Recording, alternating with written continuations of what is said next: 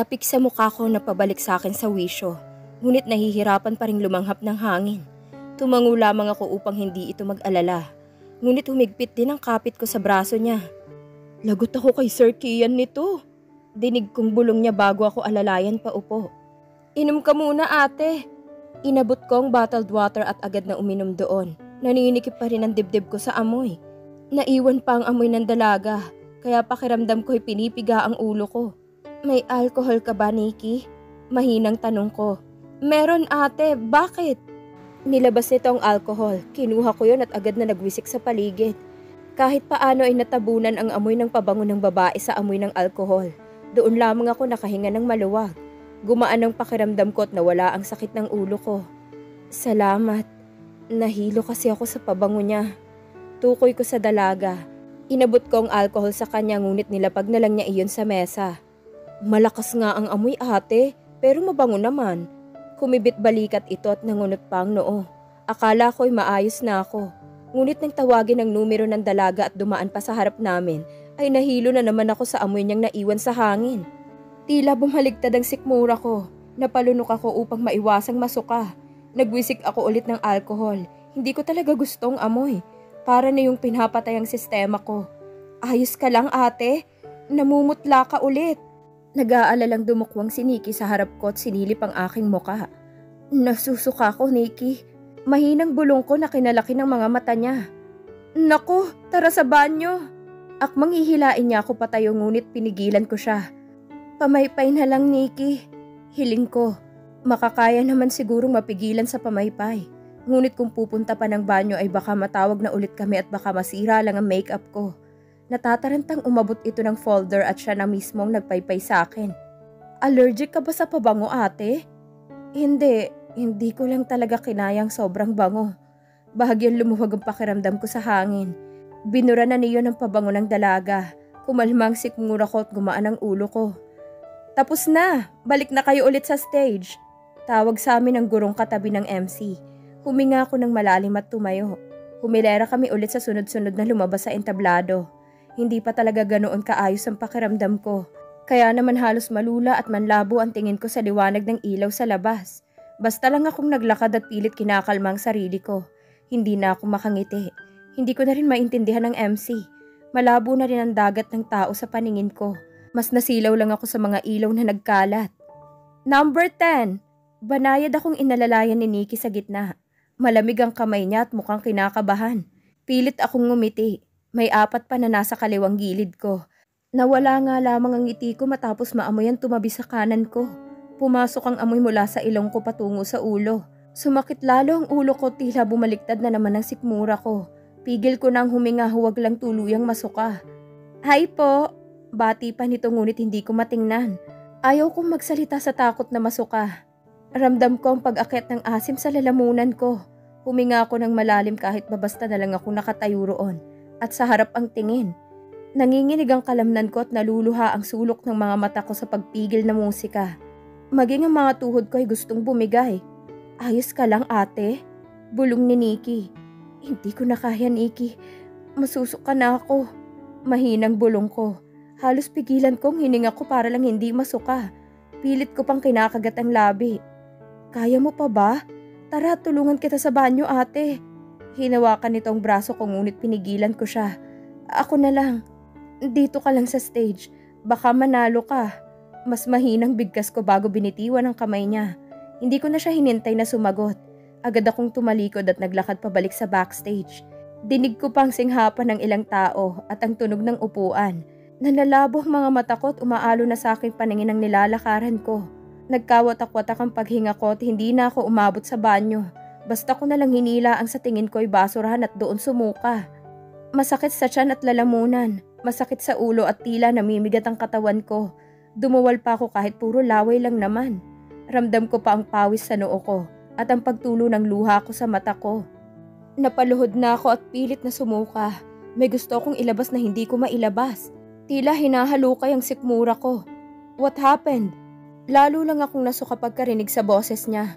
Naramdaman ko pa ang paghagod niya sa likod ko at ang pagpunas niya ng pawis sa noo ko.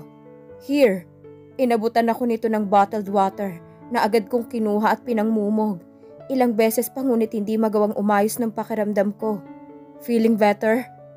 Umiling ako at lumayo na sa basurahan. Pinilit ko pang tumayo ngunit nangihina ang mga tuhod ko. Mabuti na lang at nakaalalay siya at mahigpit ang kapit sa akin. We should go home. He dangerously uttered. Hinawakan niyang likod ko at ang aking dalawang binti. Basta na lang niya akong binuhat at nilabas sa backstage. Pumikit ako at kumapit sa dibdib niya. Dinantay ko rin doon ang ulo ko. Hindi ako makapagsalita ng salamat. Nahihilo at halos hindi na maintindihan ng paligid ko. Ayos lang po ba si Ate Freya? Nag-aalalang boses ni May ang narinig ko. Hala, ang putla niya. Si Leia. Uuwi na muna kami. Pasabi kay Nikki. Dinig kong sagot ni Kian. You can't just leave the competition like that, Kian. Judge ka. Pahatid mo na lang siya. Mila, I don't care. I don't fucking care about that competition. Kanina ko pa talaga siya gustong iuwi. Humigpit ang kapit ko sa braso niya at gustong pigilan ang galit niya. But this is the only chance, Kian. Willing mag-invest si Mr. Sa kanya na ang pera niya. Freya is my priority. Malamig niyang tugon. Inayos nito ang pagbuhat sa akin bago tuloy-tuloy na humakbang. Pero Kian! Nalunod ang boses ni Mila sa isipan ko. Pakiramdam ko'y umiikot lalong paligid ko. Hindi ko na maimulat ang mga mata ko. Should I bring you to the clinic? Dinig kong bulong niya. Naramdaman ko pa ang pag-aayos niya ng seatbelt sa akin at ang pag-aayos niya sa upuan pahiga. Hinawakan ko ang kamay niya at umiling. Ayaw kong magpunta sa kung saan pa. Mas gusto kong magpahinga at matulog. Okay, just make sure nagigising ka kapag okay ka na. I might sue that alcohol if you didn't, darling. I could hear him sigh and lay his forehead on mine. Halik sa noo kong naramdaman ko at ugong ng sasakyan ang narinig bago ko tuluyang nilamon ng antok at hayaan ang sariling lamunin niyon. Are you feeling alright? I half opened my eyes only to see him with a damp towel in his right hand. Tinaas niya yun at pinunasan ang braso ko. Seryoso siya at nangingitim ang paligid ng mga mata niya. Ayos na, si Nikki. Mahinang tanong ko. Pinilit kong umupo at agad naman siyang umalalay. Napahawak pa ako sa aking buhok matapos kong maramdamang nakalugay na yon. Maging ang suot ko ay ternong jamis na komportable sa katawan. Wala na rin ang pakiramdam ng makeup sa mukha ko. Pero mahapdi ang mga mata ko. Kumurap-kurap ako at natantong suot ko pa rin ang mga contact lenses. I don't know. Maybe they got home already. Tumayo ito at pinitbit ang planggana kasama ang towel. Nanalo ba? I asked again. Mabilis kong inalis sa mga contact lenses ko. Hindi matagalan ang hapdi niyon. Nilapag ko lang sa beside table at hindi ko na balak gamitin ulit. Wala ka namang lagnat. Wala sa sariling sabi niya. Bakit? Maayos na ang pakiramdam ko. Pinaba ko ang kamay niya at tumayo na. Lumapit ito sa cabinet at tumugot ng pwedeng masusuot. Gusto kong maligo upang tuluyang umaliwalas ang pakiramdam ko. Should I bring you breakfast here? Dinig kong paghakbang niya ngunit mas tinuon kong atensyon sa pagkuha ng damit. Hindi na, maliligo lang ako. Tapos bababa na. Sa kusina na lang. Natigil ako sa pagkuha ng pulang t-shirt matapos maramdaman ng pagpulupot ng mga kamay niya sa tiyan ko. Pumirmi ito roon bago ako hinalikan sa sentido. Natingnan ko pang refleksyon namin sa salamin. Ako na buhaghagang buhok. Kunot noo at nakaawang ang mga labi. Tapos siya mabango. Maayos ang pagkakasuklay ng buhok. At nakapikit. Una ka na ron, maliligo muna ako. Mahina akong bigkas ngunit hindi winaksi ang yakap niya. Nagmulat siya ng mata at nagkasalubong pa kami ng tingin sa salamin. Mariin ang titig at tila wala akong balak na pakawalan. Are you sure you're not sick? Dinantay niya ulit ang palad niya sa noo ko. Kunot noo siya at sinisiguradong wala nga akong lagnat. Ngumiti ako at humarap sa kanya. Wala nga, ang kulit mo. Yumuko siya ng bahagya at tiningnan ako. Mabilis akong tumingkayad at dinampian siya ng halik sa mga labi upang hindi na siya magtanong. Inulit ko pa ng 2 beses bago hinuli ang kanyang tingin. Doon lamang siya ngumiti ng bahagya. Nakagat ang labi bago ako niyakap ng mahigpit at hinalikan sa noo. Fine, but I will observe you. Hindi ako kontento na hindi ka nadala sa klinik. Nilayo ko ang sarili sa kanya at inikot naman siya paharap sa pinto. Nilagay ko ang 2 kamay ko sa balikat niya at tinulak siya ng bahagya. Nagpatangay naman ito at hinayaan ako sa gusto ko. Masyado siya nag-alala gayong nahilo lang naman ako sa pabango. Pabango lang yon, hindi lang maganda ang produkto. I feel like dreaming. Parang noong isang araw ay galit pa ako sa kanya. Ngayon naman ay hindi na mapuknat ang ngiti ko sa labi dahil sa kanya. Kahit sa pagligo ay pinapakiramdaman kong mabuti ang tubig. Just to make sure I am not dreaming. I am willing to forgive and forget. I want us to live like this. No more hatred. Agad din ako nag-ayos bago nagpa siyang bumaba. Hindi sumama si Callisto. Hindi nun iiwan si Celeste. Kumunot ang noo ko sa boses na narinig mula sa sala. Malalim at bago sa pandinig ko. Pero ikaw kaya mong iwanan si Abiana? Man, you should man up. Dinig kong sabi ni Kian. Abiana? Sa palagay ko nabanggit na yun ni Celeste. It's not easy. Bumibisita pa rin si Alia. Don't you think you are being unfair? Mula sa hagdan ay mabagal akong bumaba. May kausap siyang lalaki na matipuno at kahawig ni Callisto. O si Callisto ito. Magkaharap sila sa sofa set. Nakatalikod sa akin si Kian at nakaharap naman sa akin ang bisita niya. I gave her my surname and that's enough. Kumibit balikat ito bago dinipa ang dalawang kamay sa sandalan ng sofa. Umangat pa ang tingin nito at diretsyong dumapo sa akin. Napaatras ako at bahagyan ng laki ang mga mata. Hindi si Callisto. Kamukha lang ngunit ibang lalaki. Kumunot noo siya bago gumisi. Tumikwas ang kilay at pinasadahan pa ako ng tingin. Hindi naman nakakailang.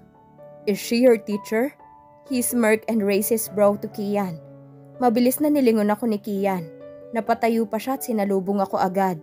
Napakurap ako at bumuntong hininga. You want to eat breakfast now? Salubong na tanong nito. Bumaba ang mainit niyang braso sa bewang ko at tinakpan ng katawan niya ang imahe ng kanyang bisita. Mamaya na, pagkatapos niyong mag-usap. Alanganing sagot ko pero gutom na ako. Castor, nilahad niya ang kamay niya bago ngumisi. Preya po, muntik pa akong mapapikit sa pagsabi ng po. Na-shake hands ko siya ng mabilis at agad ding binitiwan. Mas mukha siyang mapanganib kumpara kay Rigel, pero hawig niya talaga ay si Callisto. Po, ang tanda ko na ba, Salvador? Sumimangot ito at tiningnan ng masama si Kian na tumatawa ng mahina. Well, masasagot yan ni Abiana. Sumabay ka na kumain sa amin bago natin libutin ang farm. Nawala ang simangot niya at naging seryoso na lamang. Tumango siya at sumunod sa amin sa kusina. May mga tray pa ng ubas na nakalagay sa counter. Nagsalubong ang mga kilay ko at napaingo sa amoy niyon. Iniinis na naman yata ang ilong ko at pati amoy ng ubas ay hindi tinatanggap. Dala niya. Kian spoke into my ear. Tumango ako at dumiretso ng upo. Katapat ko si Castor sa mesa at nakakailangan titig niya. Tila ito presidente na bawal idismaya. I think I've seen you in someone's wallet.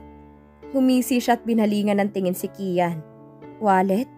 Wala naman akong pinagbibigyan ng litrato ko. Ha? Ngayon lang po, ngayon lang kita nakita. Ngumiwi ako ng maningkit ang mga mata niya. Sinulyapan ulit nito si Kian bago ngumisi. Yeah, pero nakita na talaga. Kumain ka na nga ng maayos, Garcia. Hihis. Pasyal lang ang pinunta mo rito, walang halong chismis. Naitikom ko ang bibig sa sungit niya. Si Castor naman ay nakangisi lang bago nangaasar na sumubo. Preya, hanap ka ni Nikki. Si Nailina na sumilip sa pintuan ng kusina mula sa sala. Sige Nay, papasukin niyo na po rito. Tumayo ako at kumuha pa ng 3 plato at mga kutsara at tinidor. Nilapag ko ang mga yun sa mesa sa banda ni Castor. Ate Preya, okay ka na ba? Boses ni Nikki kasunod niya sina May at Leia. Nginisian ko ito habang ipinakitang ayos na ako. Mag-breakfast na muna kayo. Nilahad ko ang mesa sa kanila.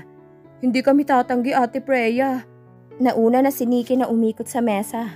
Ngunit natigilan matapos makita si Castor. Hindi na pala ate, nakakahiya. Kumunot ang noo ko sa paglambing ng boses niya. Si May at Leia naman ay nagpipigil ng tawa.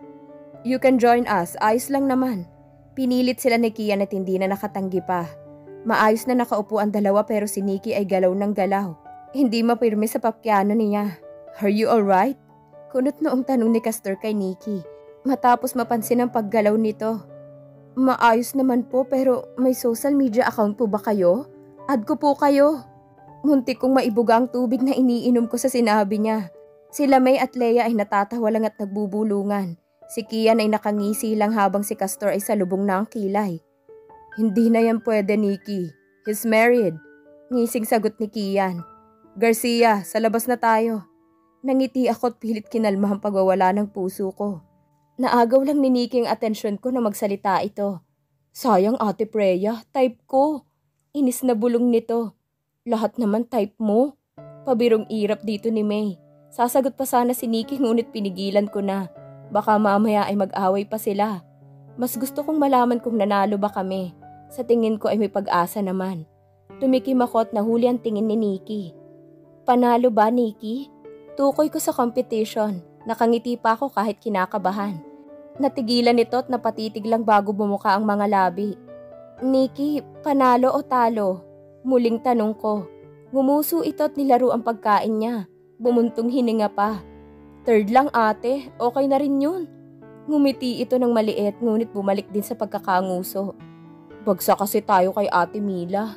Mahinang sabi niya. Nangunot ang noo ko kahit na expected ko na yun. Unang tingin pa lang niya ay alam ko nang hindi siya magiging patas. Sabi ko na, but that's fine. Panalo pa rin naman. I cheered up. Sorry, sumama kasi talaga ang pakiramdam ko. Hinging pasensya ko.